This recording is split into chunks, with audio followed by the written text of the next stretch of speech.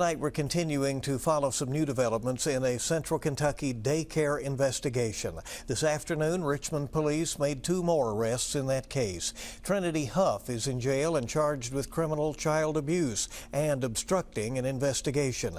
Elizabeth Thomas is back in jail facing additional child abuse charges. WKYT's Madison Carmouche sat down with a former parent and a former worker of A Step Ahead Daycare to hear their thoughts about the story that continues to unfold. That's our top story at 11. To know that something could have happened and I didn't know about it is terrifying. Alexandria Walters is a mother of 2 and says her children's time at A Step Ahead Daycare started off great. But things changed when she says her son moved to Elizabeth Thomas's 3-year-old room. We started slowly not liking going in. We started not wanting to go to the teachers. We didn't really want to even go to the light to get to the daycare. A Step Ahead Daycare and the owner's secondary location, the Kids Club, are both closed.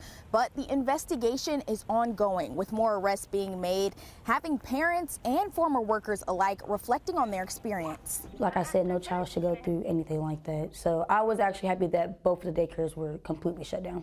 Dayana Miller used to work at both locations and says she was encouraged to not speak up about what her former coworkers were doing behind closed doors. The adults taking their anger out on kids, if I see something going on, I have to report it myself. I can't just sit there and act like nothing happened. We can't sweep things under the rug.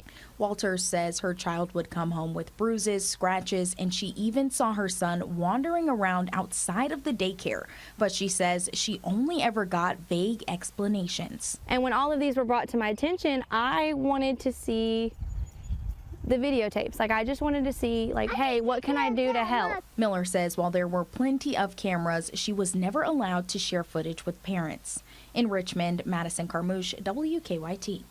And Richmond police say because the investigation is ongoing, more charges or additional arrests are possible.